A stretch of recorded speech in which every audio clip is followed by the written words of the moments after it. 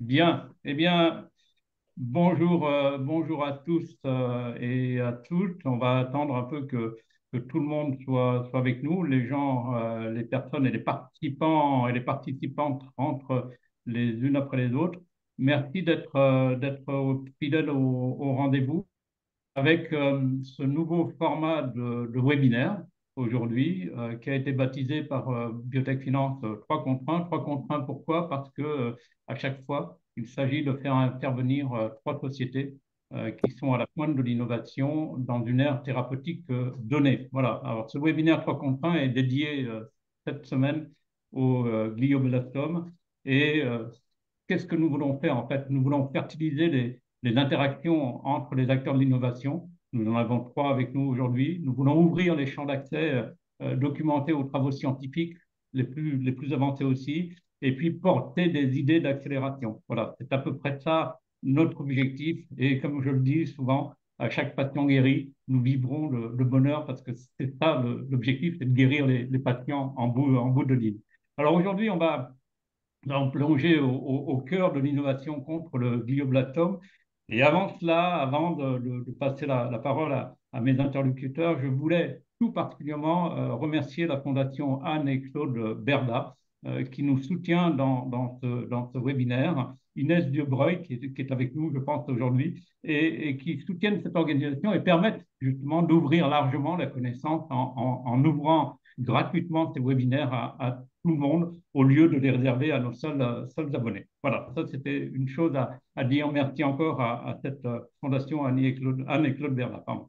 Pour la première glioblastome, alors j'ai avec moi trois pionniers qui ont accepté de nous accompagner. Louis-Marie Bachelot qui dirige Glioclure. Bonjour Louis-Marie.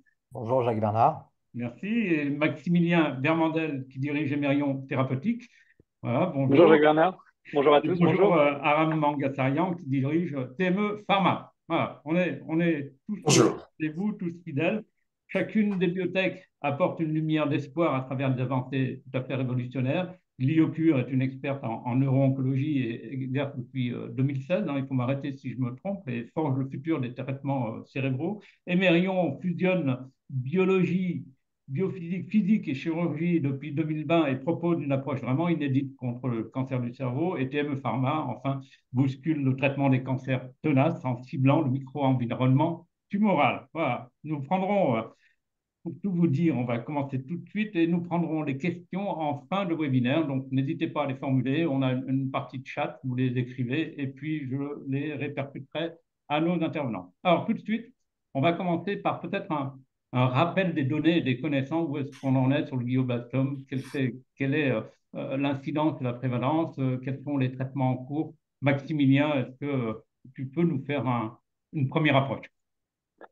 Oui, alors déjà on va redéfinir le glioblastome, c'est un cancer du cerveau, donc il y a plusieurs types de cancers du cerveau, celui-ci c'est le plus fréquent et le plus agressif.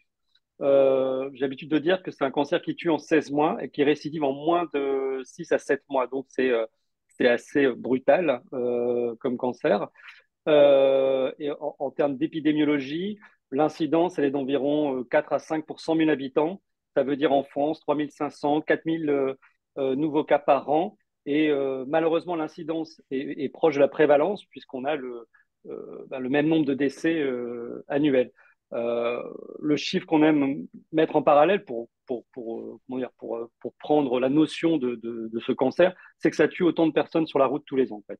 Donc, voilà, si on parle d'accidentologie, on a le même nombre de décès par an sur la route que de glioblastome. Donc voilà, c'est une tumeur qui est insidieuse, hein, qui va s'infiltrer dans les tissus du cerveau. C'est une tumeur ce qu'on appelle de la glie, donc c'est vraiment la matière euh, qui va nourrir les neurones notamment, et donc qui la rend assez complexe à traiter de par bah, le micro-environnement complexe et ce caractère très infiltrant. Euh, donc voilà brièvement ce qu'on peut déjà en dire sur la maladie en elle-même. Depuis un certain nombre d'années, rien n'a bougé. Depuis 2005, Oui, oui, absolument. En fait, la dernière innovation officiellement mise sur le marché et entrant dans le standard de soins, c'est le protocole d'administration du temozolomide de façon concomitante à la radiothérapie puis adjuvante. Donc, c'est la dernière innovation, entre guillemets, qui est apparue seulement en 2005. Alors, c'était déjà une vieille molécule, mais c'est vraiment ce protocole STUP, cet ordonnancement entre la radiothérapie et la chimiothérapie qui a été dite innovante. Donc, c'est le seul standard de soins qui a évolué depuis presque 20 ans, finalement, avec entre-temps une innovation technologique au bloc opératoire sur la microchirurgie. Et puis récemment, en 2011, la mise sur le marché d'une technologie de tumor traitement de field, des champs électriques, des TTF qu'on appelle, par la société Novocure, qui a permis d'observer une augmentation de la survie globale des patients, reste enfin, quand même marginale, on va dire, avec une amélioration sur certaines catégories de patients. Donc, encore loin d'une solution définitive euh, sur ce sujet. Et donc 2011, mis sur le marché, notamment aux États-Unis, et un an jour pour jour, l'accès en France avec l'autorisation de remboursement pour cette technologie. Et Donc, c'est un traitement qui est assez coûteux et qui a un impact alors, important. absolument, alors le coût de remboursement est relativement important. On parle de 15 à 16 000, 17 000 euros par mois par patient, avec des contraintes d'observance qui font que c'est assez compliqué pour les patients d'observer leur traitement en permanence. On parle d'un port d'électrodes collées sur le scalp des patients, à minima 18 heures par jour. Donc, ce qui est très contraignant pour les patients, qui dégrade potentiellement la qualité de vie, et avec voilà, une complexité d'observance pour les patients, et donc finalement un traitement qui peut s'avérer pas efficace par manque d'adhésion des patients. Euh, voilà un petit peu, mais effectivement, c'est les dernières évolutions mises sur le marché et accessibles aux patients ces derniers temps. Louis-Marie, quelques réflexions sur le mécanisme d'action de Novocure dont on vient de parler, dont Maximilien vient d'évoquer. Oui, bah, c'est l'utilisation, comme l'a évoqué Maximilien, de champs électriques pour venir perturber en fait la division cellulaire. Simplement, donc voilà, on vient appliquer de manière régulière sur un temps long, donc pour ensuite faire en sorte que ça, voilà, la phase de mitose soit perturbée. Donc, vous le savez tous, hein, une tumeur, c'est ni plus ni moins que des cellules qui ne font que de se multiplier et ne veulent pas mourir. Et donc là, on vient les contraindre par ces champs électriques. Voilà. Alors, il y a cet aspect-là. Moi, j'aimerais revenir sur l'aspect médicamenteux, si je puis me permettre, parce que c'est vrai qu'en Europe, on n'a pas vu d'autorisation de mise sur le marché sur cette indication du glioblastome depuis le protocole de STUP, mais ce n'est pas le cas partout ailleurs dans le monde. Il y a notamment Avastin qui a été autorisé sur la récurrence aux États-Unis depuis 2009, qui l'est aussi au Japon, qui a été au Japon depuis 2013. Alors, qui, dans les études, semble montrer, à défaut d'un gain de survie global, une amélioration de la qualité de vie des patients quand ils sont sous traitement. Malheureusement, souvent le traitement doit s'arrêter parce qu'il y a aussi des effets secondaires qui vont être liés à ça. Mais en Europe, il y a eu un refus. Il y a eu un refus en 2014 sur l'Avastin. Et j'ai envie de dire que malgré ça, il y a quand même beaucoup de cliniciens qui l'utilisent donc off-label, hein, comme on dit, dans les traitements en deuxième ligne des patients, quoi. Parfait. Aram, un complément d'information. Merci, Jacques Bernard. Quelques commentaires sur la maladie. D'abord, Maximilien a bien décrit le protocole STUP, qui est la combinaison de radiothérapie plus chimiothérapie, qui est utilisé dans la quasi-totalité des patients aujourd'hui. Malheureusement, à peu près la moitié des patients ne vont pas en tirer un bénéfice significatif de chimiothérapie. Et ça, malgré le fait qu'on a la capacité de décerner qui va bénéficier ou pas avec un diagnostic qui est disponible en analysant le tissu tumoral. Donc, c'est le statut de méthylation d'un des promoteurs d'un gène qui s'appelle MGMT. Mais le fait qu'on n'a pas d'alternative fait en sorte que comme je disais, la quasi-totalité des patients reçoit cette protocole STUP, même si on sait que la moitié va en bénéficier. Ce qui est intéressant, ajouterait aussi les TTF, l'appareil de Novocure qui fait des ondes, il marche aussi beaucoup moins bien sur ces patients résistants. Donc, c'est un des thèmes qu'on voit plusieurs fois dans le glioblastome, c'est la hétérogénéité de ces tumeurs. Et en fait, il faut avoir des combinaisons, il faut avoir plusieurs options pour ces patients parce qu'on sait qu'on ne va pas trouver, comme dans les maladies qui sont déclenchées par une mutation bien connue, ça ne va pas marcher dans le glioblastome. Il faut avoir plusieurs approches complémentaires pour traiter cette maladie qui est très, très difficile à gérer pour les cliniciens aujourd'hui. Alors justement, les approches, les plusieurs approches, là vous êtes trois pionniers, trois sociétés très avancées dans ces différentes approches et on va étudier, on va essayer de résumer un peu la proposition de valeur de chacune des biotech que vous représentez. Alors on va commencer par TME, Aram. Hein, alors, quelle est la proposition de valeur de TME Pharma dans le traitement du glioblastome? Ben, en fait, c'est deux choses. C'est une augmentation d'efficacité avec une très bonne tolérabilité pour le patient. On cible en fait pas les cellules tumoraux avec notre thérapie, qui en fait coupe la capacité du tumeur de recruter les cellules réparatrices de la moelle osseuse après que c'est endommagé par la radiothérapie qui fait partie du thérapie standard. Donc la molécule qu'on utilise s'appelle NOX-A12 et il cible quelque chose qu'on appelle un chimiokine. Et le chimiokine c'est des espèces de panneaux de signalisation dans le corps qui guident les cellules qui bougent. Et les tumeurs, bien sûr, ils piratent ces signaux dans le corps pour recruter, après la thérapie de radiothérapie, les cellules pour rebâtir les vaisseaux. Donc, nous, on neutralise le CXCL12. Il y a plein d'études qui montrent, après la radiothérapie, qu'il y a une augmentation d'hypoxie, un manque d'oxygène, et ça déclenche la production par le corps de ces chimiokines. Alors, il y avait un chercheur de Stanford qui a fait les premiers essais chez les animaux, montrant qu'on pouvait avoir, en combinant notre molécule et la radiothérapie, des réponses complètes chez les animaux, durables. Donc, ça veut dire qu'ils guérissaient les animaux, même dans les modèles très, très difficiles à traiter. Nous, on a fait les premiers tests dans les volontaires sains avec juste le médicament. Donc, on a établi la tolérabilité, la capacité de frapper la cible.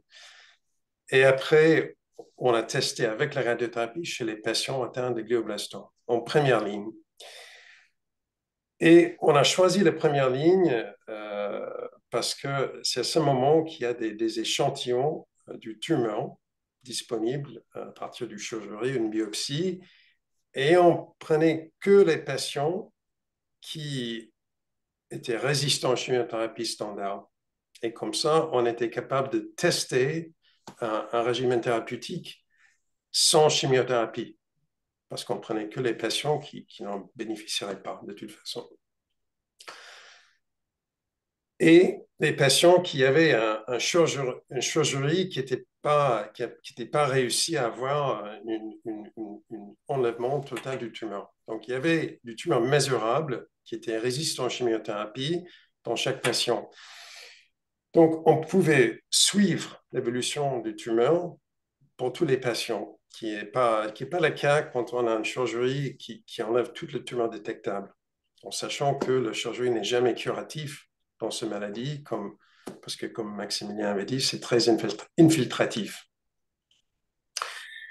Donc, en ajoutant le NOX-A12 à la radiothérapie, on arrive à avoir 90% des patients qui avaient une réduction du masse tumorale par rapport aux 25% avec le standard des soins. Et 40% de ces patients traités avec la NOX-A12 plus la radiothérapie avaient un réponse qu'on dit objectif ou partielle. C'est plus de 50% de réduction. Mais les autres, ils n'avaient pas des réductions assez profondes. Donc, on cherchait un partenaire de combinaison. Et là, on avait choisi l'anti-VEGF, l'Avastin, que Louis-Marie avait mentionné avant, qui bloque l'autre moyen de créer des nouveaux vaisseaux. En fait, nous, ce qu'on bloque, c'est si on pense à des vaisseaux un peu comme un arbre, notre médicament bloque la construction du tronc et les grandes branches. Et le VEGF, qui est la cible d'Avastin, ça fait pousser les petites branches. Donc, en bloquant les deux, on a réussi à avoir, en tout cas, quand on regarde radiographiquement, 100% de réponse objective.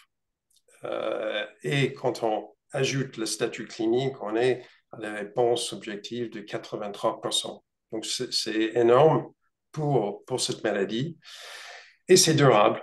Donc, on vient de publier les données définitives pour la survie médiane. Donc, c'est le 50e percentile de survie, qui était presque 20 mois. Ce qui est le double de ce qu'on attendait dans cette population de patients qui avaient les deux facteurs défavorables, résistance aux chimiothérapies et chirurgie incomplète.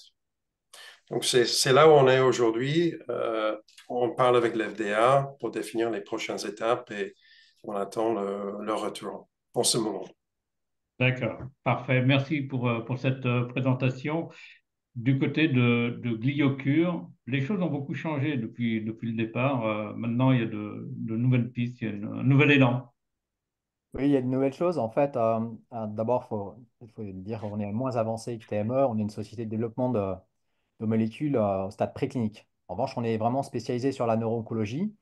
Et alors, les choses qui ont évolué depuis notre création fin 2016, c'est deux choses. C'est d'abord notre actif principal, GC01, c'est un peptide qui est endogène, qui a une activité anti-mitotique, donc il va bloquer la division cellulaire, de la même manière que d'ailleurs les dispositifs Optune de Novocure, quoi, je veux dire, dans le mécanisme d'action général, hein. Mais nous, on a un intérêt par rapport à ce dispositif, on pense, ou par rapport à tous les produits qu'on appelle les poisons pardon, du faisceau mitotique, qui sont connus de longue date, qui vont bloquer la division cellulaire sur tous les types de cellules, hein, y compris les cellules saines. Et nous, notre produit, en fait, il a une très grande spécificité pour la bêta-3 tubuline, qui est surexprimée de manière aberrante dans quasiment l'intégralité des tumeurs du système nerveux central, mais également dans un certain nombre de cancers périphériques. Et c'est une cible qui est assez connue dans la littérature, puisque on sait que dans un certain nombre de cancers périphériques, notamment le cancer du sein, quand les patientes surexpriment la bêta-3 tubuline, leurs cancers, leurs tumeurs sont résistantes au traitement standard, au traitement par taxane, mais elles ont aussi des prédispositions à développer des métastases cérébrales. Ça note vraiment je veux dire, la pertinence de la cible. Et donc, nous, on va venir perturber la polymérisation des dimères de tubuline, hein, qui vont faire les rails des faisceaux mitotiques avec lesquels les cellules tumorales vont pouvoir se diviser. Alors, ce qui a beaucoup évolué, c'est qu'en fait, on a démarré la société avec ce principe actif, mais par une voie. Au départ, on était sur une administration intratumorale, sur les premiers résultats précliniques au niveau académique. Et puis, on a très vite compris que ça ferait peut-être un joli essai clinique, mais certainement pas un produit industriel. Et notre objectif, c'est quand même de faire un médicament et de soigner des patients et pas simplement d'avoir faire une publication. Donc, on s'est orienté dans un premier temps vers une approche où on allait utiliser les propriétés de ce peptide qui a des propensions à s'empiler par lui-même et à en former un gel, en fait, avec l'idée d'appliquer ce gel suite à la résection tumorale, une application par les neurochirurgiens, bien sûr, de manière à pouvoir justement traiter les cellules résiduelles au niveau péritumoral. Et puis, En fait, au décours des premiers tests de toxicité systémique, on s'est aperçu que le produit pouvait avoir une activité après administration intraveineuse. Donc là, ça a vraiment changé radicalement la donne, puisqu'en fait, il y avait cette idée qu'on allait pouvoir adresser non pas simplement les seuls patients qui étaient opérables, mais aussi ceux qui ne l'étaient pas. Et aujourd'hui, ça représente à peu près 50% des patients en France. Et ça ouvrait aussi, et ça c'est une autre sorte de boîte de Pandore, on pourra y revenir peut-être ultérieurement, hein, mais le fait de dire au regard du mécanisme d'action de la molécule, une molécule administrable par voie systémique, eh bien, c'était aussi une possibilité d'étendre les indications au-delà du glioblastome. Donc on est parti sur ce changement de cible du produit final, hein, de drug product, avec, nous on sent mal, hein, j'ai envie de dire, parce qu'il a fallu passer d'un produit justement qui avait une tendance à, à se polymériser en lui-même, hein, à avoir quelque chose de parfaitement soluble, de manière à pouvoir l'administrer sans créer d'autres problèmes pour les patients, in fine. Donc aujourd'hui, on a pu obtenir cette formulation, là, GC01.1, qui est une formulation donc, soluble injectable avec l'ensemble des excipients qui ont déjà été en clinique. Donc on a ce produit qui d'ailleurs nous a permis de faire déposer une nouvelle demande de brevet de formulation qui est aujourd'hui en phase internationale en PCT et qui sera très prochainement publié pour ceux qui souhaiteraient regarder. Voilà, avec donc ce nouveau produit qui va nous permettre d'adresser une fois de plus l'intégralité des patients, a priori, puisque la surexpression aberrante de bêta-3 tubuline, comme je l'indiquais, elle est dans quasi tous tous les tumeurs du système nerveux central et a priori dans tous les glioblastomes, en tous les cas pour ce qu'on en a pu en connaître aujourd'hui. L'élément important et la manière dont on pense pouvoir aussi ajouter à l'existence, c'est ce que j'ai indiqué, hein, c'est par rapport aussi à la problématique de l'absence de toxicité par rapport à d'autres traitements existants. Ça, c'est vrai plutôt pour le périphérique, mais sur le glioblastome, pour revenir à notre sujet du jour, il y a cette idée que la radiothérapie, le temozolomide, vont être efficaces sur les cellules cancéreuses qui sont déjà différenciées. Euh, et nous, en fait, on a une très forte activité sur les cellules souches de glioblastome, celles qui sont justement le siège ou qui vont permettre malheureusement la récidive. Et on a une activité de manière un peu étonnante d'ailleurs qui est plus forte sur les cellules souches de glioblastome que sur les cellules différenciées. Donc il y a vraiment cette idée de se dire que le produit pourrait aussi intervenir en première ligne et en combinaison avec la radiothérapie ou le temozolomide pour les patients qui sont sensibles au temozolomide de manière j'ai envie de dire, renforcer l'effet. Et en tous les cas, au niveau vitro, dans l'immédiat, on a pu montrer qu'il y avait un effet additif et on pense qu'il sera synergique au niveau vivo, puisque dans les modèles vitro, il n'y a pas les cellules souches, donc avec la combinaison avec temozolomide.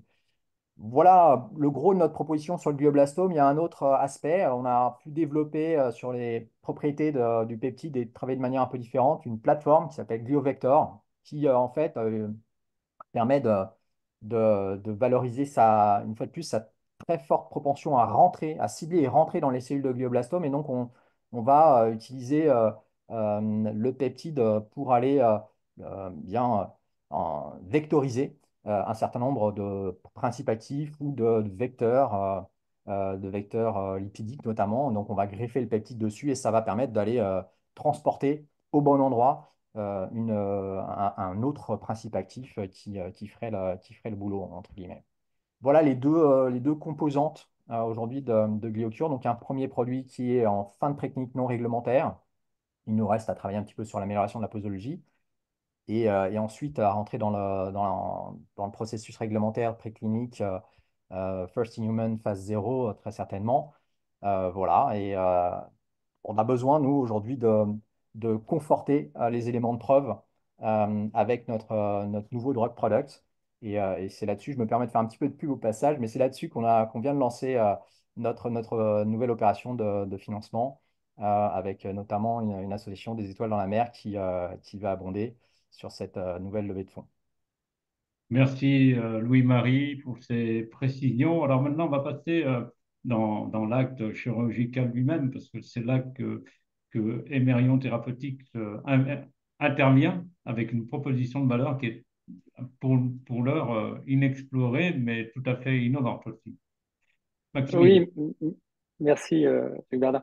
Oui, en fait, pour remettre un petit peu de contexte historique, Emerion s'est créé il y a 3 ans, un peu plus de 3 ans maintenant, c'était fin 2020, sur la base d'un développement académique au sein de l'INSERM et du CHU de Lille, au sein desquels nous étions les fondateurs investis en physique et en neurochirurgie. Donc c'est la genèse, on va dire, du projet avec mes collègues. Et à cette époque, nous avions développé une approche thérapeutique qui assemblait un médicament photosensibilisateur qui a la faculté de se fixer uniquement sur les cellules tumorales et associé à une illumination spécifique venait tuer les cellules tumorales exclusivement. L'effet étant que les cellules sont photoactivées par le médicament, pas les cellules saines, les cellules tumorales, pardon, pas les cellules saines.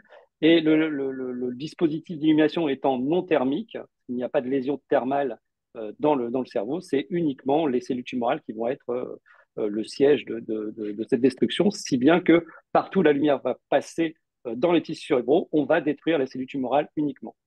Et donc, ce concept, on l'a élaboré d'abord précliniquement, et puis progressivement, on l'a amené chez l'humain avec un premier essai clinique pour lequel on a eu des résultats tout à fait retentissants, parce que si vous vous souvenez des statistiques que j'évoquais en préambule, la récidive intervient classiquement en 7 mois, et on a observé plus d'un doublement de cette survie sans progression des patients, avec une survie sans progression qui était amenée à plus de 17 mois, ce qui reste inédit. Donc forcément, on a eu envie d'accélérer et c'est dans ce contexte-là qu'on a créé Emerion pour justement aller plus vite et amener au plus rapidement possible cette technologie au lit du malade, comme le dit l'expression. Donc en 3 ans, aujourd'hui, on est passé d'une preuve de concept à un produit device médical complètement homologable. Donc comme la technologie, c'est un drug device combination product, on a également développé un nouveau produit médicament. Donc, on a un produit médicament original. Et puis, ce parcours en 3 ans nous a permis également de poursuivre une étude clinique en collaboration avec le CHU de Lille, ce qui fait qu'aujourd'hui, on a 23 patients qui ont été traités avec cette approche thérapeutique. Mais on a également obtenu une autorisation de la FDA, un IND, pour réaliser nos essais cliniques aux États-Unis. Et là, c'est tout frais, puisque dans 1 heure, on ouvre officiellement notre centre aux États-Unis, à Pittsburgh. Donc, à la suite de ce webinaire, nous allons ouvrir notre centre qui va donc inclure à partir de demain les premiers patients de notre étude clinique. Donc voilà, Félicitations. merci. Et donc, dans ce laps de temps, on a sécurisé forcément certains subsides pour pouvoir poursuivre notre développement. On a recueilli 7 millions en dilutif, non dilutif sur ces 3 années. Et là, on poursuit justement notre accélération avec comme finalité d'aller sur le marché au plus tôt. Et donc, on est en cours de dialogue justement avec les agences réglementaires en Europe et aux USA pour comme l'explique Aram, pour voilà, designer le mieux possible l'accès au marché le plus rapidement, évidemment, pour les patients. Donc, aujourd'hui, cette technologie est complètement dérisquée d'un point de vue safety. On a démontré qu'il n'y avait aucune toxicité. Les premiers éléments d'efficacité sont tout à fait encourageants. Et cerise sur le gâteau, j'ai envie de dire, c'est qu'elle est compatible avec n'importe quelle technologie qui pourrait devenir en adjuvant. C'est-à-dire qu'on n'est pas exclusif. On intervient au décours de la chirurgie 6 à 8 semaines avant les traitements adjuvants, ce qui laisse largement le temps de pouvoir affiner le diagnostic avec la biologie moléculaire et donc d'adapter les traitements appropriés, que ce soit celui de l'IOCLUR, de TME. Voilà, il y a une possibilité derrière d'ouvrir à d'autres panels, à d'autres voies thérapeutiques. Et ça, c'est vraiment une force de l'approche. C'est-à-dire qu'on est très tôt dans la prise en charge et potentiellement synergistique avec d'autres approches thérapeutiques. Donc voilà aujourd'hui un petit peu où on en est. Et voilà, comme on démarre concrètement aux États-Unis à partir de ce soir. Parfait, bravo pour le démarrage aux États-Unis. Alors, on avait un deuxième volet qui était entre nous plutôt orienté sur les défis et les freins au développement. Et je veux dire, la somme des questions qui se posaient, c'est le positionnement stratégique, single asset, est-ce que ça freine le financement? On nous dit oui, mais vous ne faites que du glioblastome, donc on finance pas un single asset, alors qu'il y en a d'autres des VC qui le financent. On a aussi la question de la résistance selon les cliniciens que l'on a en face. Donc, qu'est-ce que vous pouvez nous dire là-dessus? Où est-ce que vous en êtes? Quels sont les défis que vous avez à relever et les freins qui vous sont souvent que vous devez lever, en fait? On va commencer par Louis-Marie. Alors là-dessus, moi, en fait, il y a deux problèmes principaux, me semble-t-il. Il y a des problèmes qui sont de nature technique ou médicale. Mais on a déjà parlé un peu avec Aram. Il y a la problématique qui est très forte, en fait, de l'hétérogénéité des tumeurs. Et puis, on a une autre souvent qui a été mise en avant, mais qui, je pense, est en phase de résolution, c'est la problématique du passage de la barrière hémato-encéphalique. Alors, pourquoi je dis que c'est en voie de résolution? Parce qu'en fait, aujourd'hui, il y a un certain nombre de molécules qui passent correctement la barrière. Et puis, il y a surtout des techniques qui sont en cours de développement. On fait un petit peu de pub pour les camarades, mais il y a notamment les problématiques, les technologies du type ultrason, avec typiquement Cartera en France, mais aussi une autre société qui vient de se lancer, qui s'appelle TerraSonic, qui est une approche moins invasive, mais qui va aussi utiliser ces ultrasons. C'est une technologie ICA pour donc, ouvrir la barrière hémato-encéphalique de manière à ce que les produits thérapeutiques puissent passer, pour ceux qui ne le passent pas. Puis il y a aussi d'autres approches, telles que celles qu'on peut nous développer avec GlioVector. C'est l'idée des CPP qui vont donc venir aider d'autres molécules d'intérêt à passer cette barrière. Donc ça, cette problématique-là, elle est aujourd'hui un petit peu en voie de résolution, on va dire, même si elle pose encore quelques problèmes. Et pour moi, c'est vraiment plus ce sujet encore de la forte hétérogénéité qui, en fait, implique qu'on va pouvoir avoir des produits qui vont bien traiter certains patients, mais beaucoup moins d'autres. Donc, il va falloir pouvoir stratifier fortement les patients. Et aussi l'idée, certainement aussi, de pouvoir avoir un diagnostic le plus tôt possible voilà, pour pouvoir derrière bien traiter les patients. Parce qu'aujourd'hui, on s'aperçoit quand même qu'il y a des limites au niveau de l'imagerie, notamment aussi en termes de marqueurs de suivi au traitement. Voilà, ça c'était le premier point. Je ne veux pas trop prendre de temps pour permettre aux autres de répondre, mais sur les aspects plus business model ou finance, il y a clairement la problématique en fait hein, d'une absence de masse critique de nos sociétés et effectivement de la réticence qu'un certain nombre d'acteurs peuvent avoir vis-à-vis de l'indication glioblastome. En fait, il y a eu énormément d'échecs en développement thérapeutique au cours des dernières années. On l'a évoqué, la seule autorisation en Europe 2005, hein, vous voyez, donc depuis lors, il y a quand même eu énormément de développement, mais beaucoup d'échecs, nivolumab, Avastin, on en a parlé, ABT 414, la vie, etc. Et je ne vais pas tous les citer, il y en a tellement, voilà. Sauf, y compris avec des produits qui étaient arrivés à des phases cliniques très avancées, juste, des phases 3, etc. Tout le monde disait, voilà, c'est le prochain produit qui va changer la donne, etc. Et patatras, ça ne fonctionne pas. Souvent aussi parce que c'était des produits thérapie ciblés qui, justement, avaient pu montrer des efficacités sur certains, des belles phases 2, hein, quand on stratifie bien les patients. Et donc, on a une belle réponse. Et puis, dès qu'on veut aller chercher le marché plus large, on élargit les critères, on est moins sélectif. Et donc, on a des patients qui sont moins répondants et on perd la puissance statistique en termes de réponse. Donc, beaucoup d'échecs. Ce faisant, les acteurs industriels regardent le glioblastome avec une certaine réticence et de facto, les investisseurs encore plus. Ce qui fait qu'il y a aussi un certain nombre de projets de belles technos françaises qui ont été à la casse. Je pense à Medimprint du côté de Grenoble qui avait une approche d'empreinte tissulaire, justement pour permettre de mieux appréhender cette grande hétérogénéité des tumeurs. Et voilà, la société a été liquidée l'année dernière.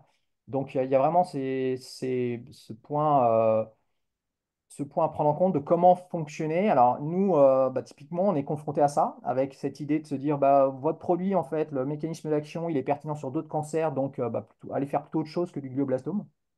Donc ça, c'est un vrai sujet, de réussir à convaincre les acteurs investisseurs de venir et surtout de nous laisser poursuivre sur la promesse initiale qui est d'adresser les tumeurs cérébrales en ce qui nous concerne. Et puis aussi cette maladie un peu récurrente, française peut-être aussi, de ne pas savoir consolider.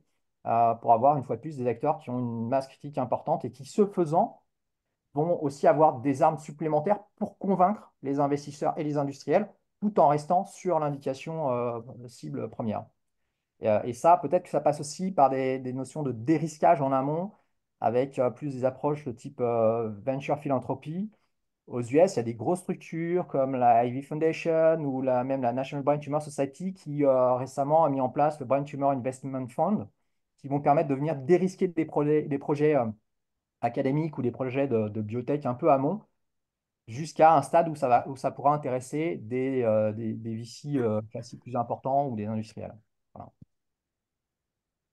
Arabe, comment Ben, ben, je pense qu'il y a plusieurs problématiques dans le glioblastome. Louis-Marie en a fait une très bonne revue. J'ajouterais il y a pas mal de pression et on a vu des sociétés aller dans les phases 3 sans faire, à mon avis, des vraies phases 2. Et je pense qu'ils étaient poussés honnêtement, pour dire ils avaient un phase 3 alors qu'ils n'étaient pas prêts. Et voilà. Donc, je pense que c'est quelque chose que nous, on fait beaucoup d'attention à bien développer étape par étape, tester les doses, voir ce qu'on fait, essayer pas par pas de dérisquer. Et justement, il y a aux États-Unis surtout plein de personnes maintenant qui sont intéressées par traiter le glioblastome et qui investissent, mais avec le but d'amener les sociétés à un stade où les investisseurs purement financiers vont être prêts à investir ce qu'il faut pour arriver au marché.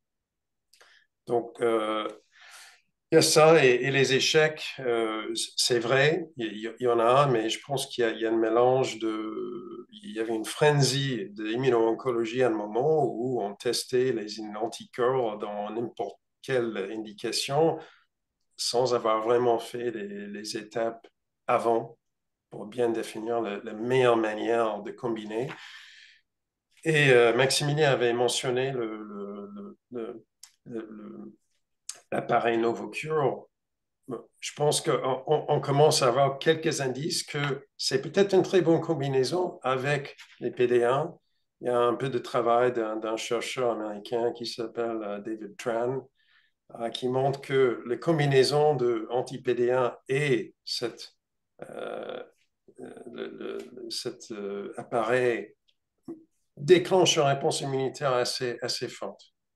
Euh, c'est préliminaire, c'est précoce, mais je pense que c'est le type de travail qu'il faut voir plus. Il faut tester plusieurs types de combinaisons avant d'en choisir, si possible. Maximilien, c'est à toi. Oui, moi, pour les différents niveaux de défis, j'en vois plusieurs. Déjà, sur la technologie en elle-même, les trois facteurs diagnostiques des glioblastomes, c'est l'âge, le premier, ça, on peut rien faire. C'est le promoteur MG de la méthylation, ça, on peut rien faire. Et c'est la qualité de l'exérèse chirurgicale, c'est la qualité de la chirurgie. Donc, nous, notre stratégie, clairement, elle était d'être agressif sur ce point-là, pour lequel on peut agir. Et ça représente 75% dans les services de chirurgie, 75% accessible à la chirurgie. Donc, c'est vraiment l'axe sur lequel on a travaillé pour développer notre approche thérapeutique. C'est comme ça qu'on a essayé de lever certains leviers, justement. L'autre aspect qui est challengeant pour nous, c'est que c'est une maladie, bon, certes rare, mais il y a quand même, on l'a dit tout à l'heure, une incidence assez importante, malheureusement.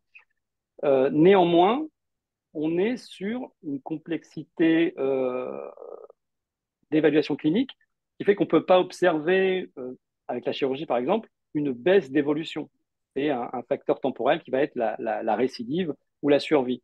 Et le challenge, en fait, il est d'aller expliquer ça à la fois aux investisseurs, à la fois aux agences réglementaires pour dire le classique phase 3, il n'est peut-être pas adapté à cette solution de traitement. Il faut être beaucoup plus agressif. Ce qui tue dans le glioblastome, ce n'est pas les essais cliniques, c'est le glioblastome. Il faut pouvoir aller vite. Je regardais tout à l'heure le DCVax, 8 ans d'études cliniques. Et en fait, ce n'est pas acceptable. On ne peut pas évaluer un produit pendant 8 ans pour se rendre compte qu'on a ajouté 2 mois de survie. Et donc, il faut être convaincant, et c'est notre job d'aller convaincre les autorités en disant, voilà, on a des incentives réglementaires, on est Orphan Drug Designation, on est Fast Track, il faut jouer de ces solutions pour aller rapidement sur le marché. Il est là l'enjeu. Voilà, on pourra faire les plus belles Phase 3 avec 700 patients qui vont coûter 50, 60, 100 millions d'euros, mais ça va prendre un temps considérable. Et voilà, le temps nécessaire pour traiter ces patients, il doit être raccourci. Donc, premier enjeu, dérisquer la safety, ça c'est le premier enjeu. Et ensuite, aller rapidement sur des premières preuves d'efficacité et aller accéder à du conditional market approval. Aujourd'hui, le conditional market approval, c'est une autre approche de mise sur le marché. Et 90-95% des produits mis sur le marché avec un conditional market approval sont définitivement approuvés. Donc, c'est aussi une voie qui est rassurante et on a ce contexte facilitant d'être dans une maladie orpheline. Donc, il faut les utiliser, ces incentives. Et c'est un peu notre travail. Parfait. Ouais. Alors, on a des questions qui sont... Ah, Aram, Non, mais vas-y. je suis entièrement d'accord avec Maximilien et je pense que le fait que le glioblastome soit orphelin, je pense, fait oublier les investisseurs des fois que ça peut être une marché énorme. Nous avons estimé le marché à 2 milliards et demi par année. Et ça a des prix, j'ajouterais, moins que facturés par la société Novocure par mois. Donc, c'est considérable. Et même les molécules génériques, comme la temozolomide, restent à des prix assez élevés pour les génériques parce que c'est une marché, certes petite et niche, mais suffisamment grand pour faire en sorte que les gens qui y sont vivent plutôt bien. Et n'oublions pas que le temozolomide était un blockbuster. Exactement. Il a dépassé 1 milliard par année de chiffre d'affaires. Donc, et ça en quoi, 2007 ou 2008, je pense. Voilà. Donc, il y a plein d'arguments commerciaux qui font en sorte que le glioblastome est un marché très intéressant et les autorités réglementaires, ils sont motivés. Ils sont Oui, motivés oui. pour qu'il y ait des nouveaux traitements parce qu'ils sont là pour aider les patients. Ils vont être là et de plus en plus, ils en parlent. Alors, je vous propose qu'on passe, il nous reste 15 minutes et on a des questions. On a ouais, 5 questions pertinentes et passionnantes posées par vos pairs, on va dire. Et on va commencer par celle de Jean-François Le Bigot qui nous parle du Delitac. C'est le traitement par virus oncolytique qui a été approuvé au Japon en 2021, juin 2021, par Daiichi Sankyo dans le glioblastome. Qu'est-ce que vous en pensez? Qui veut prendre la parole sur cette question-là? Aram ou Louis-Marie? C'est une question précise Ouais, et ouais, pointue. Euh, Ah, c'est donc compliqué. voilà. C'est compliqué. Non, mais Non, tu vas-y, vois? vas-y, vas-y. Non, non, mais je pense que les voies on évoquait tout à l'heure les dendritic cells, les vaccins dendritiques voilà, ou les approches vaccins ou virus oncolytiques. Je pense que si c'est effectivement des approches intéressantes sur ces aspects. Enfin, voilà, l'environnement immunitaire, effectivement, a un rôle à jouer et on sent il y a un peu comment dire, des résultats intéressants à suivre. Sur ce produit-là en particulier approuvé au Japon, j'avoue que je suis pas au fait de la dernière publication, mais ça me paraît effectivement d'être des approches intéressantes. Très bien. On a une question pour Louis-Marie, direct, de Géraldine Leduc, qui demande, concernant le médicament développé par Gliocure, comment est-il prévu que le médicament qui passe par la voie 4 puisse impacter aussi les zones d'infiltration subvascularisées, qui sont l'un des écueils dans le traitement du GBM, le glioblastome. Donc, comment les atteindre? Merci. C'est Géraldine Leduc. Alors, comment les atteindre? J'ai pas de réponse aujourd'hui. Nous, on n'a pas investiguer cet aspect-là au niveau clinique. On est encore en préclinique, comme je l'ai indiqué. Ce qui est sûr, c'est qu'on voit qu'il y a et ça, on a pu en faire la preuve avec une collaboration avec une plateforme à Marseille. Après administration euh, intraveineuse, une fois de plus, le produit a une propension très forte à se localiser au niveau de la tumeur et de manière très massive en fait. Donc ensuite sur et ça c'est un premier élément de réponse. L'autre élément c'est qu'il y a une entrée massive qui se fait dans l'ensemble des types cellulaires de glioblastome dans différentes espèces. Donc, on a aujourd'hui des indications qui nous laissent à penser que le produit aura cette capacité j'ai envie de dire, trouver les cellules, y compris dans les zones plus faiblement vascularisées. Bon, je ne peux pas apporter d'éléments tangibles et vérifiables à ce stade, malheureusement. Merci pour cette réponse. Alors, Laurent Mégère de Pera Pharmaceutical demande un des problèmes, il pose la question, un des problèmes du glioblastome, c'est la présence, n'est-il pas la présence de cellules souches qui se divisent peu? Et comment attaquer des cellules qui ne se divisent pas? Aram ou qui veut répondre Je de peux vous trois? répondre parce que elle ne se divise pas, ou moins certes, mais comme je l'ai indiqué, nous, typiquement, on l'a vu hein, sur des cellules qu'on se profile, cellules souches glioblastome humaines, on a des IC50 qui sont meilleures que les IC50 qu'on a sur les cellules déjà matures, quoi. Donc, c'est pas parce qu'elles se divisent pas qu'on va pas être en capacité, malgré tout, d'induire l'apoptose de ces cellules-là. En tous les cas, bon, voilà, les mécanismes d'action peuvent varier d'une molécule à l'autre, évidemment, mais en tout état de cause, nous, on a pu, une fois de plus, démontrer qu'on est sur ces différents types cellulaires, qu'on avait cette entrée à la fois massive et ces IC50, donc une activité cytotoxique hein, sur des cellules souches de glioblastome qui étaient plus sensibles en définitive, si on peut parler autrement, au traitement que les lignées immortalisées. Aram? J'ajouterais que il faut impliquer le système immunitaire. Et pour ça, c'est une des raisons pour laquelle on voulu éviter les cytotoxiques classiques. Je pense que donc nous, on écarte de notre thérapie, notre stratégie thérapeutique. Et c'est bien sûr possible d'utiliser les, les, les, les toxines qui ciblent spécifiquement les cellules cancéreuses, comme ce fait Louis-Marie, euh, parce que le but, c'est de ne pas attaquer aussi le système immunitaire, qui doit rester actif dans la tumeur. Donc, nous, on a vu dans notre essai clinique, on a eu quelques échantillons de tumeurs des patients sous traitement. Il y avait un influx massif du système immunitaire et les cellules restaient en division. Donc, ça montre qu'il faut pas avoir une toxine qui flingue toutes les cellules qui sont en train de proliférer, parce qu'un cellule sur 10 qui divisait dans ce tumeur était un cellule T cytotoxique. Donc, il faut prendre ça en compte aussi. Et je pense que la stratégie de l'EMRI est tout à fait intelligent d'attaquer spécifiquement les cellules cancéreuses. Alors, on a deux questions pour Maximilien. Alors, la première, c'est le fait que alors, c'est Géraldine Leduc, hein, de NH Thérapie, qui pose cette question. Le fait que la chirurgie soit prolongée d'une heure environ, de mémoire, petite Géraldine, est-il adopté par les chirurgiens ou non?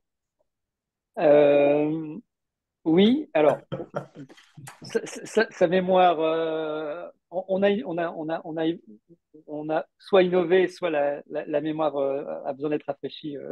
En fait, on traite en une demi-heure. C'est un acte qui va prendre une demi-heure au bloc opératoire sur un bloc qui dure environ 5 à 6 heures entre l'induction et le réveil du malade. Donc, c'est sans conséquence sur l'acte chirurgical, ou en tout cas très peu.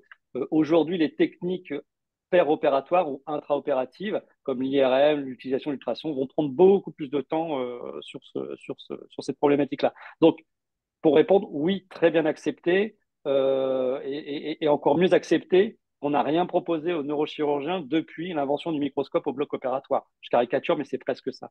Donc, c'est quand même les acteurs en première ligne sur le traitement de ces patients. Donc, forcément bien accepté. Donc, oui. La deuxième question, comment, Maximilien, avez-vous réussi à ouvrir un test clinique aussi rapide aux USA, aux États-Unis? On y est allé déjà en fait. Les relations avec la FDA sont finalement assez simples. C'est timé. Et puis on a l'appui d'une équipe réglementaire ici qui est plutôt performante chez Emerion. Et donc, on a réussi à aller assez, on va dire, intelligemment sur les échanges avec la FDA. Alors, un des avantages, c'est qu'on avait notre passé académique et notre données académiques qui ont permis de consolider le décès. Donc voilà, il y a un peu, on va dire, de notre historique et un peu de stratégie réglementaire qui a été portée par l'équipe ici. Donc la combinaison des deux, plus l'appétence de la FDA pour les nouvelles approches sur ce type de cancer, justement, nous a aidés, quoi. Donc voilà. Merci pour cette réponse. On passe à TME Pharma. Est-ce que, Aram, vous avez évalué les modifications immunologiques induites par le futur produit et quels sont les résultats, le cas échéant? Tout à fait. Comme je disais, ce qu'on voit quand on combine le Noxa 12 avec la radiothérapie chez les patients, c'est et on a des échantillons sous traitement qu'on peut comparer à des échantillons de chirurgie juste avant traitement. On voit une augmentation énorme des cellules T, mais on voit aussi que l'autre bras du système immunitaire est aussi modifié dans une manière bénéfique. Donc, ce qu'on appelle le système inné, les macrophages sont modifiés vers les directions anticancéreuses au lieu de pro-cancéreuses, qui peut arriver aussi quand c'est piraté par le système immunitaire, pardon, par le tumeur. Donc, nous, on a deux volets en fait. Il y a le volet blocage de refonte des vaisseaux et soutien du système immunitaire.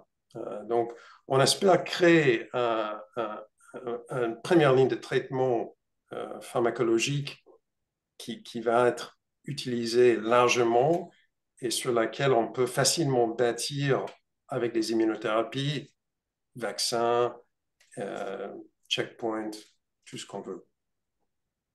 Parfait, merci pour cette réponse. Et pour finir, on a une question qui s'adresse à vous trois, qui est générale, sur le financement de vos recherches. Et c'est Philippe Vervelde d'Alprotec qui pose cette question. Le financement de vos recherches et développements par levée de fonds est-il compliqué à l'époque actuelle, dans un marché qui reste compliqué, on le sait? Et est-ce que vous vous sentez soutenu par les financements publics? Allez-y, dans l'ordre. Maximilien, allez. Oui, alors est-ce que la recherche de financement elle est compliquée? Je pense qu'elle est finalement toujours compliquée. Donc c'est notre capacité à porter le projet, à démontrer son aptitude à aller au marché. Et donc il faut convaincre. Donc je pense que c'est toujours vrai. Alors ça se complique peut-être avec l'évolution de la société, enfin la croissance de la société quoi, qu'il faut porter. Donc voilà. Est-ce que je me sens soutenu par les financements publics? Oui, on est relativement bien supporté, notamment par BPI France, sur nos sujets. Donc, ce que je disais, enfin voilà, en 3 ans, on a réussi à consolider 7 millions sur notre masse, en fait. Et donc, oui, voilà, l'un ne va pas sans l'autre. On a eu des investisseurs privés prompts à réagir et à venir avec nous. Et puis, d'un autre côté, BPI France comment dire, qui a porté aussi le dossier. Donc on continue. On est d'ailleurs dans une nouvelle dynamique maintenant de levée de fonds, hein. On est actif sur ce sujet-là et on vise justement un closing courant 2024. Donc je répondrai fin 2024 si ça a été si dur que ça, mais c'est jamais facile, quoi, de toute façon. Aram et Louis. Aram. Oui, bah, c'est compliqué les dernières 3 années. C'était particulièrement difficile pour les biotech. Je pense que tout le monde le sait. Euh, Nous, on a toujours pu lever de l'argent et on fait récemment aussi du progrès dans la structure du type de financement. Donc, on a enlevé des obligations convertibles finalement, ce qui est senti par tout le monde, je crois, et c'est très positif, une réaction du marché à ce changement. Euh, Maintenant, on progresse. Je pense qu'on va tourner plus vers les États-Unis pour le financement des essais cliniques à venir. En termes de soutien par le gouvernement, TME Pharma est une société allemande basée à Berlin. Donc, on n'a pas accès au BPI, etc., comme ici en France. Mais il y a le soutien, bien sûr, du gouvernement allemand et ils font régulièrement des appels et nous proposons ce qu'on fait. Et je pense qu'il y a un soutien pour les biotech, euh, et, mais plutôt phase précoce, hein. Ça diminue quand on avance, bien sûr, parce que le montant, plus les montants augmentent, moins ils ont la capacité de soutenir. Oui, Marie, rapidement. Il nous reste 3 minutes. Ouais, ok, ok, j'essaie d'être synthétique. Alors nous, en fait, ça a été et c'est difficile depuis le début. Alors pourquoi? Certainement parce qu'on a, venant aussi un peu du monde des maladies rares, on a voulu se focaliser sur le glioblastome, d'où le nom Gliocure, et que comme on l'a indiqué, c'était assez repoussoir pour un certain nombre d'acteurs investisseurs au regard de la réticence ou de la frilosité des acteurs industriels. Ça, c'est un premier élément. L'autre élément, c'est qu'effectivement, on est parti avec un produit qui était vraiment très, très amont, contrairement peut-être à l'expérience de Maximilien, qui avait déjà une techno qui était déjà en essai clinique. Ça, c'est vraiment un élément majeur. Et je pense qu'en France, on a tendance à faire sortir peut-être nos sociétés trop tôt. Ça, c'est un autre point. Euh, alors, on avait relativement peu d'argent en définitive, mais à chaque fois, on a réussi à faire quasiment le 1 pour 1 avec des financements publics, que ce soit de type avance remboursable ou subvention aux différents niveaux, régional, national, régional par des dispositifs particuliers, national, PIA 3, ce genre de choses, et puis aussi au niveau européen. Je pense à Eurostars. D'ailleurs, je lance un appel à TME, on peut travailler sur un Eurostars ensemble. Nous, on est en train d'en finir un avec une PME allemande sur notre techno GlioVector.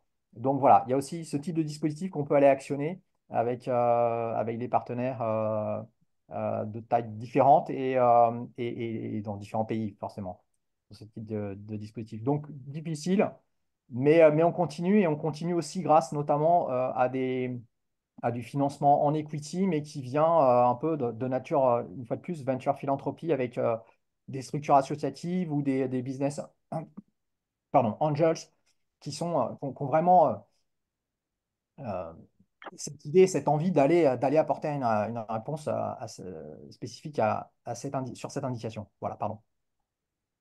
Alors, on a vite, très très vite, une dernière question et il faut la prendre parce qu'elle est très intéressante aussi. C'est celle de Jamina Bougrini, qui est analyste chez Invest Security.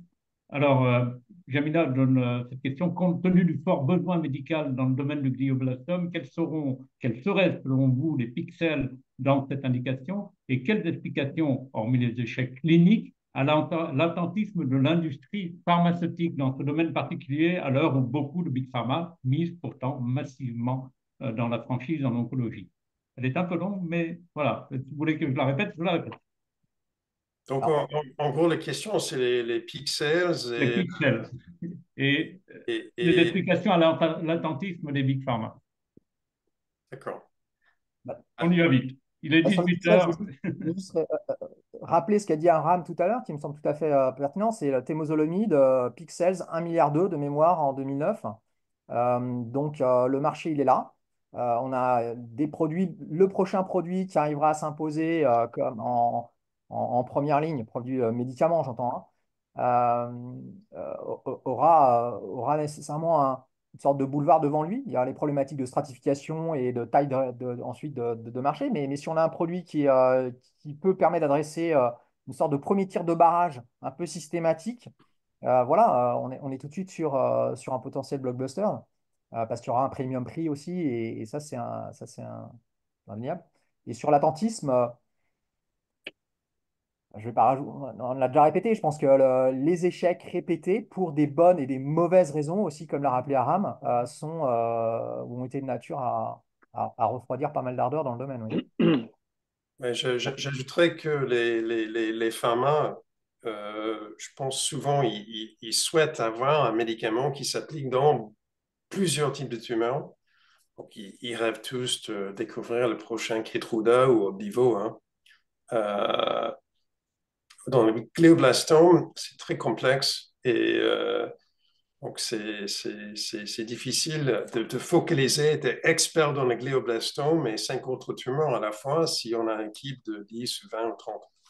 Donc, nous, on est convaincus que notre médicament, et je pense que les thérapies proposées par Maximilien et Louis-Marie, ils s'appliquent à beaucoup de types de tumeurs. Oui, oui. Mais ils demandent bien sûr chaque fois des preuves. Oui, Le mot de la fin. alors le mot de la fin, en pixels, ben, je trouve que Louis-Marie a bien décrit le premium price que pourra revendiquer Emerion prochainement dans son installation. En fait, voilà, on est vraiment justement sur le barrage, donc, et l'arrivée très précoce dans la prise en charge. Donc, je pense que c'est vraiment un vecteur sur ce secteur-là. Sur l'attentisme, je pense que bah, les big pharma, ça rejoint le discours que je disais tout à l'heure sur le besoin d'être innovant sur la stratégie réglementaire et sur la stratégie clinique de mise sur le marché. Bah, je pense que cette innovation, elle vient des plus petites structures, des startups comme les nôtres, avec lesquelles on a suffisamment d'agilité et des équipes un petit peu plus euh, qui sortent un peu des sentiers battus justement sur ces innovations stratégiques et cliniques. Donc, je pense que ça explique partiellement au-delà du marché, mais on voit que les marchés peuvent quand même être, sur le glioblastome, être importants. Donc, au-delà de la problématique du marché, je pense qu'il y a aussi cette complexité d'avoir des études qui vont durer 8, 9 ans avant d'avoir un produit qui va sortir. Si on met là-dessus l'obsolescence des brevets, etc., ça fait beaucoup de complexité sur cette dimension-là. Donc, effectivement, des startups comme les nôtres sont plus rapides, plus efficaces sur l'accès au marché de ces maladies orphelines. Voilà.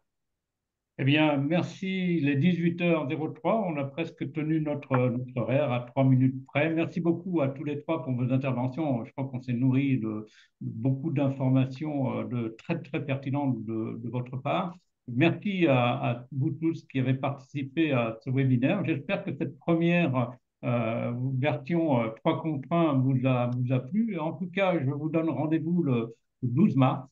C'est mardi 12 mars à 17h. Et là, on va être 3 contre 1 sur Alzheimer avec Laurent Mégère de Pera Pharmaceutical, avec Philippe Verved de Alpprotec et puis avec Jérôme Brodeau de Agent Biotech. Donc, je vous accueille volontiers. Nous serons toujours et nous avons ce soutien de la Fondation Anne-Claude Berda qui nous permet d'ouvrir très largement nos webinaires. J'espère que vous serez nombreux à venir nous rejoindre.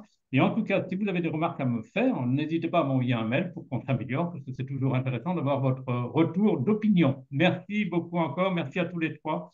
Très Merci bonne à soirée Merci. et bonne inauguration à Boston ou aux États-Unis, je ne sais pas où. À Pittsburgh. À Pittsburgh. Voilà. À bientôt. Merci. Bonne Merci. soirée. Merci. Au revoir. Au revoir.